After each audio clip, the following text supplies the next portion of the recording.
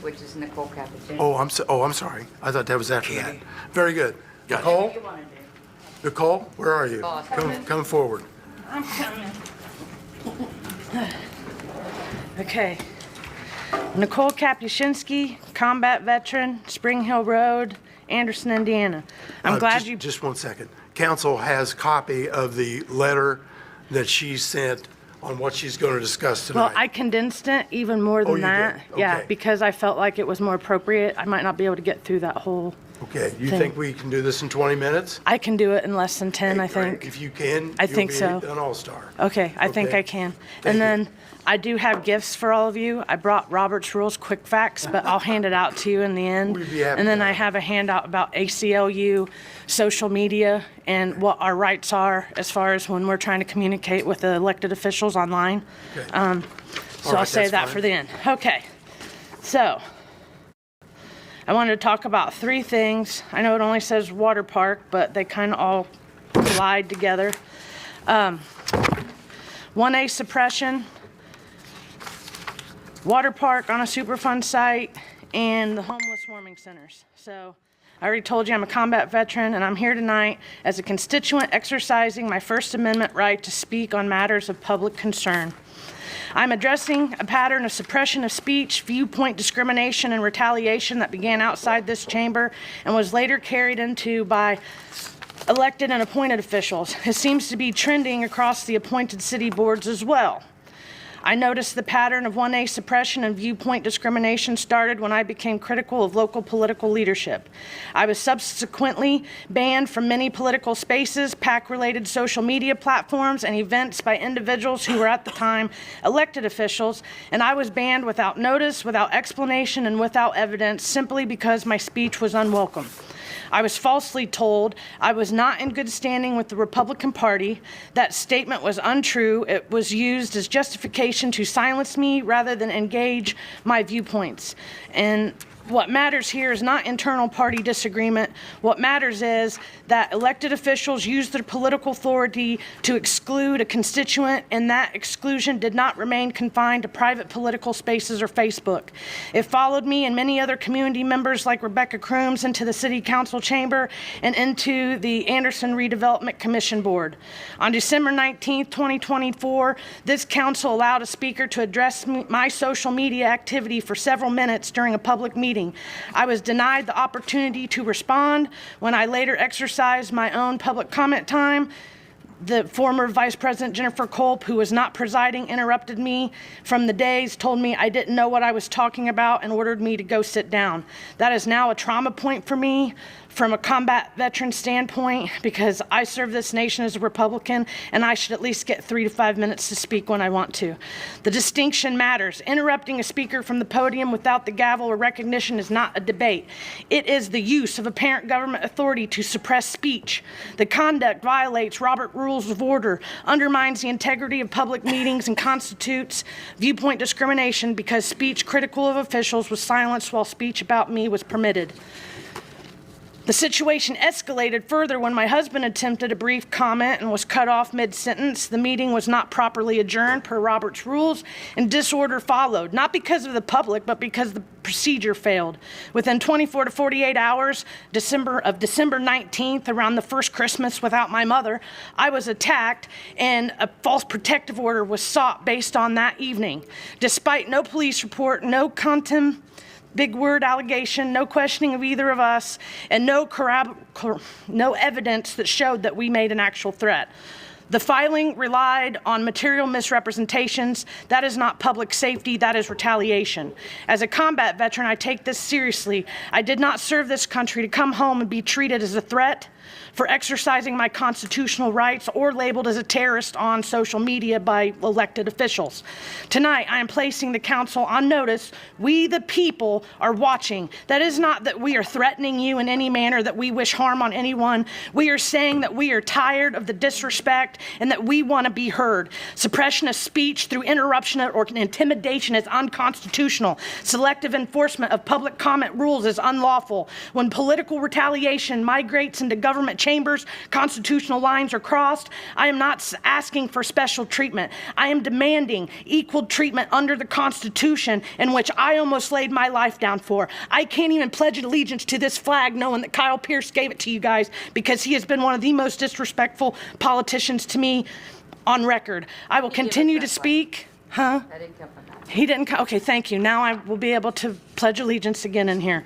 I will continue to speak. I will continue to document, and I will continue to defend the rights I swore an oath to uphold for myself and for every citizen who approaches this podium or any other, and for Miss Rebecca Crooms, because I'm tired of watching the videos and her getting yelled at and told to sit down, put your camera down. I don't think anybody should be telling us that we can't record this. So anyway, back to, at the end of the day, many of us just want to be heard. First Amendment violations, controlling law and liability. The United States Supreme Court and Federal Appellate Court have long held that government bodies may not silence citizens' public meetings based on content, viewpoint, criticism of officials. Okay, I'm not going to read through all those. If you want that, anybody watching can get it off my Facebook or contact me directly, and I'll have it on my Google Drive on social media. So I'm going to skip that part. Description of violations I feel like have happened to me. All at multiple city council meetings, council members and allied officials have cut me off mid-comment outside of my allotted time, yelled at me to sit down, refused to allow me to speak on agenda items, applied arbitrary and selective rules to silence my viewpoint, allowed others to speak while denying me the same opportunity, retaliated after I raised concerns about ARPA funds, contamination, public health, and government misconduct, used tone, intimidation, and hostility to chill my participation, which it did. Yeah, but I was grieving the loss of my mother because she died from, and I'm getting ready to get into that. So when my husband, Aaron Kapuscinski, attempted to state that my First Amendment rights were being violated, he was cut off despite having the floor. His statement was, "You are on notice, Culp," was not a threat. He may have, the tone in his voice, that may have came off of that. If someone would have clarified and asked him, because we fought for 2 or 3 days and I almost divorced him over it. I was mad, or in wet hen, you guys have no idea, and I have records that the police came to my house to escort him off my property if it was a real threat. So trust me, I was defending what I thought too. It was a misunderstanding, and nobody ever asked him what he meant, and that's hurtful to me after being attacked by the Hodson situation. So anyway, back to, subsequently, false protective order filing was pursued without a police report. I already said all that, blah, blah, blah. Unlawful suppression of right to petition. Okay, I won't even get into all that one because that's a little bit of everybody that is an elected position right now trying to silence me from being able to speak. So anyway, that's for another day. My mother, Debbie Bilbrey Schuyler Romine, 12/8/1959 to 11/1/2024, suffered lifelong health complications from an incurable disease associated with groundwater contamination, originating less than a half mile from the Wheeler Water Treatment Plant in Irondale, Pittsford Ditch, CSO 25 corridor, an area now recognized as part of the NPL Superfund site zone corridor along the White River. DOJ, Clean Water Act settlement, combined sewage outfall lawsuit. We had one 2002. It's still nasty out there, and somebody needs to do something about it, and that's why I've turned them into IDEM and EPA, and I'm working with them on the side note.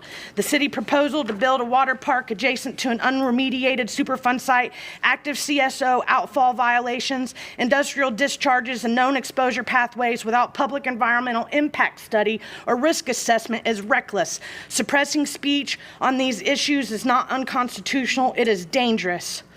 So I asked you guys don't have to respond to this. This can be what we work on together. But required corrective action. I'm putting the city council members or elected officials on formal notice that we, the people, are watching. Immediate cessation of all unconstitutional suppression of my speech and the public speech, anyone. Written acknowledgement of the violations that have occurred. Written assurance, which I probably won't get that other one, but written assurance that I will be permitted to speak at all future meetings without intimidation or retaliation.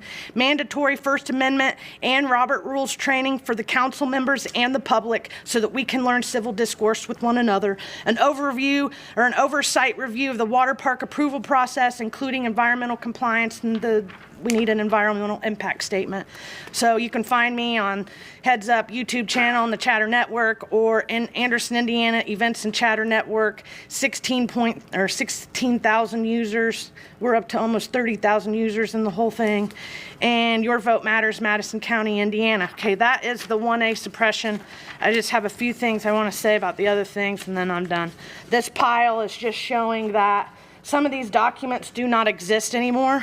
They're not on the Superfund website. So because of me and Megan and Brianna Davis, we were able to download a lot of documents that have now just boop, disappeared. But I have them if you guys want to look at them, and I'm willing to share all my stuff with everybody in the future. So back to members of the City Council. I'm here today to raise serious concerns about the proposed water park project being advanced in an area that intersects with or lies adjacent to a federally designated Superfund site with no clear boundaries. The Broadway and Grand sites aren't marked. That's a problem. EPA and ITEM oversees the environment up to the CSOs and the treatment plants. Once it gets to the treatment plant, then it is regulated by IURC. So there is a difference for everybody that gets mad or upset because I can't figure out who's in charge of what. EPA is up to the water plant. IURC and all the hike rates are somebody else. So Rainy Well number 5 by Dossett's Garage and the old homeless encampments has algae growing out of the well casing. The homeless had encampments all throughout that contaminated areas. Nobody told me. I'm still a little mad about it. So much so that me and many of the community members went in and hand picked up trash, not knowing that we were cleaning up a Superfund site. The city did come in and help us. So the homeless encampment was in such disarray, it reminded me of a third world country. There were bottles of human excrement waist high. I had to phone a friend who called a friend to help get the area cleaned up. It was a Republican and a Democrat, so we can work together. If we can, they can work together. So, that was in October 2023, intro into how me and Catherine Callahan got connected. She helped me get that cleaned up. She made the calls, and I think he told me he didn't want me to mention his name, but David Ikes helped us get that area cleaned up, and I think it was upwards of almost $100,000. Don't quote me on it. Sorry, David, if I misquote that, but you can ask him. I don't think he's in here, but hopefully he's watching. So, to date, the public has not been... Wait, I skipped something. Okay.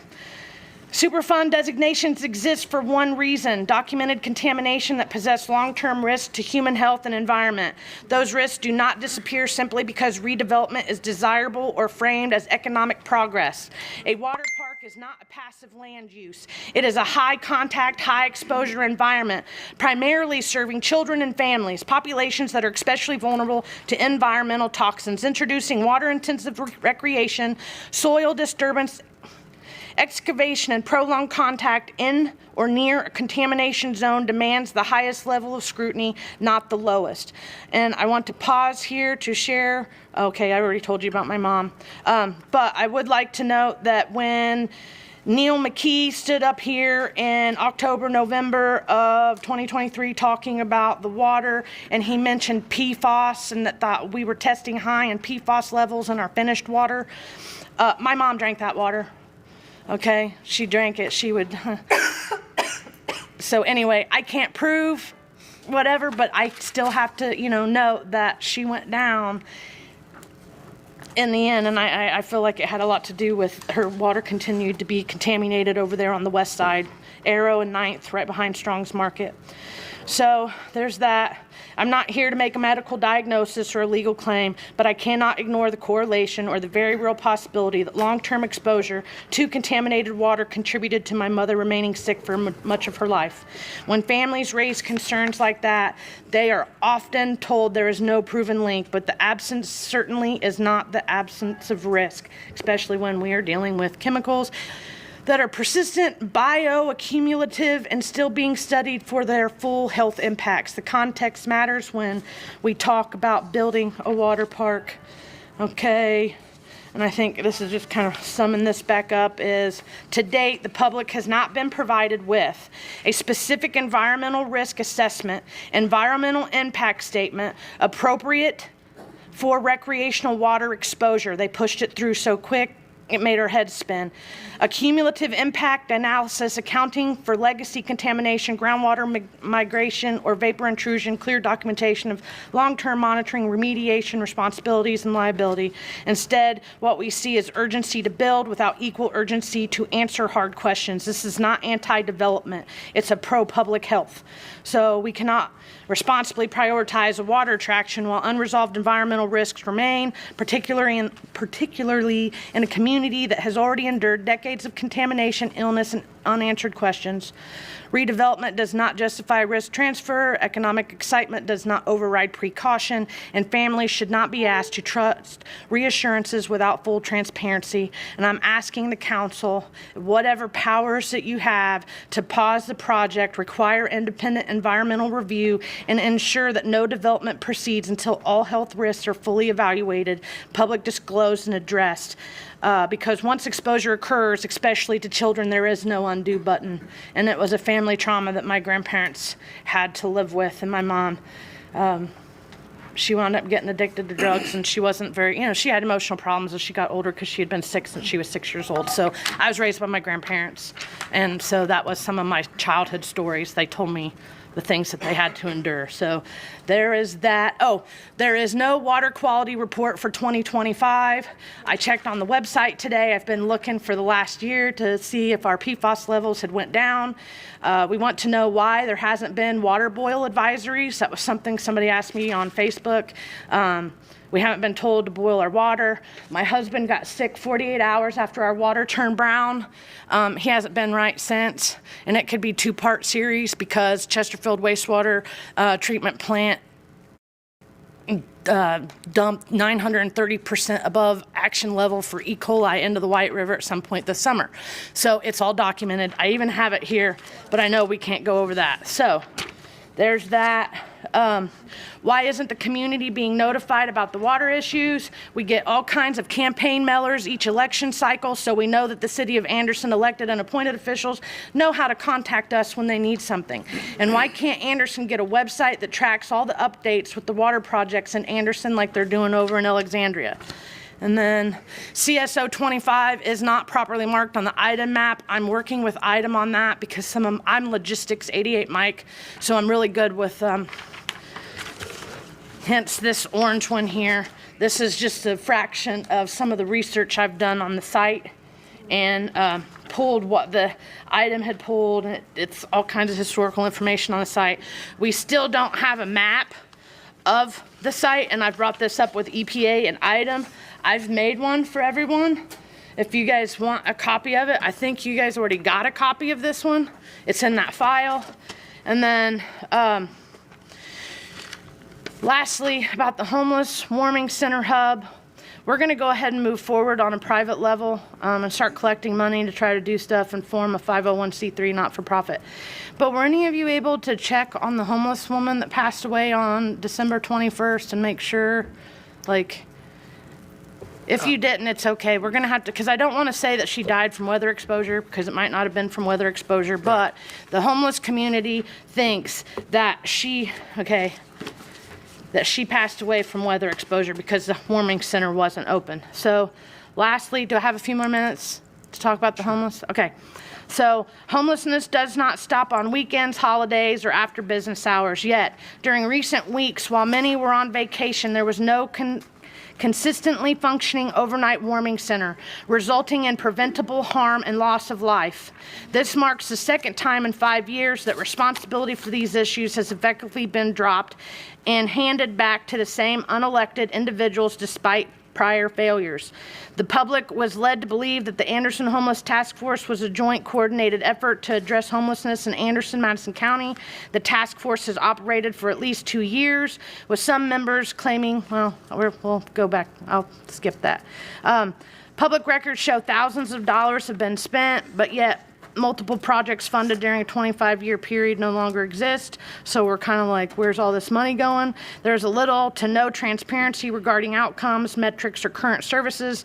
Complaints have been filed with the Indiana State Board of Accounts regarding the use of homeless money or the homeless ARPA funds. Individuals serving on multiple boards.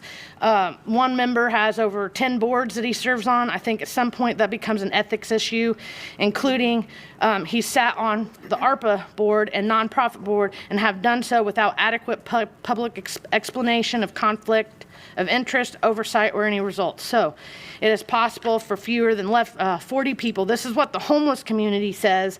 They think that that money that the ARPA got is only going to help like 40 of them. So they're like freaking out because they feel like nobody loves them and they're not wanted, and it's just, it just keeps them in that cycle of just whatever. It keeps them in a cycle when they think that nobody cares about them. So that's why we're going to move ahead on that. So, and I just kind of summing up here. I don't have to go through all this because I know I've been up here for a minute and somebody else might want to talk. But I want to point out that because of the warming center failure since 2023, I propose a neutral, non-religious warming area, and I am a believer, but I felt like it would be good to have an area that was just neutral, and they don't have to be contingent on whether or not you read a Bible, to meet basic needs of the unhoused with scalable options such as warming tents. Similar to the models in Colorado and by the U.S. Army proposal, you guys didn't want it, the other council didn't want it, and it was at the end of the year, so we're here now. But a woman had gotten a hold of me around October, November 2023 because she was worried about having to sleep outside. I wasn't able to help her, and she died in May 29, a couple days after my birthday in 2024. Allison Page Rue died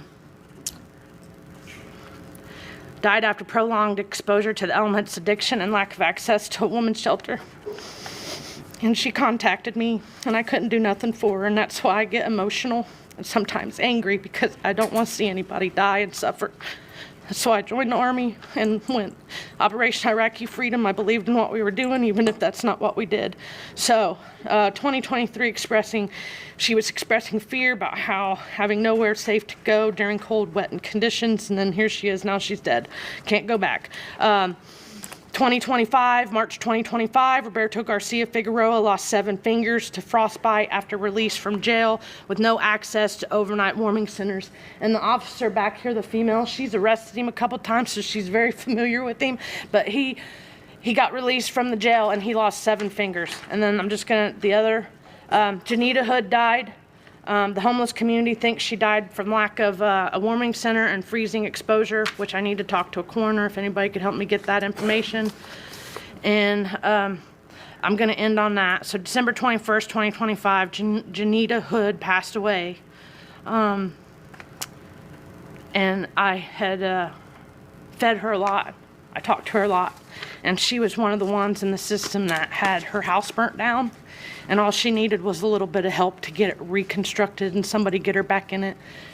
And it never happened. And so there. So if you guys can do something about warming centers, something, because I'm not going to be able to start one for a while. Oh, so. No, I understand. First of all, I want to thank you for your service. Okay? Yes. And you and I worked together before. Yeah, we did Bingham Square. Yes, we did. Ollie, Rebecca. Oh, yeah. Everybody was in on that one. Yeah, we did. That was a good one. And What I need to do here, Tatum. Leave your contact information with the clerk, your phone, okay? I have cards. We need to take your information, boil it down by topic, okay? I know, I'm wordy. Okay, well, that's all right. That's all right. Can you work on that part? Yeah, Just by subject. You want to know ChatGPT. about, you mentioned the athletic park, yeah. and the, along, where the old Donnelly Car Parts place was, is what you're talking about, whether you're old enough to remember See, that I or don't not. know that one, so now I'm going to have to go look. And we'll try to get answers for you. A lot of that is outside the purview of the city council. No, I know. Some of it, I just wanted to put it out there so I that you guys understand. have knowledge of it. Will you do that? Will you captionize that, single sentence, 2 or 3 words, and give that to us? Well, I'm going to talk to our attorney, Rosemary Curry, who's right over here, and get some direction from her but we will try to get your information, Okay. okay? That's fine. It'll take a little bit. No, and I figured it would. I Okay. mean, But- nothing happens overnight. We did some good at Bingham Square. We did. I got them moved. So, all right. you. Thank you, guys. Thank you for coming out.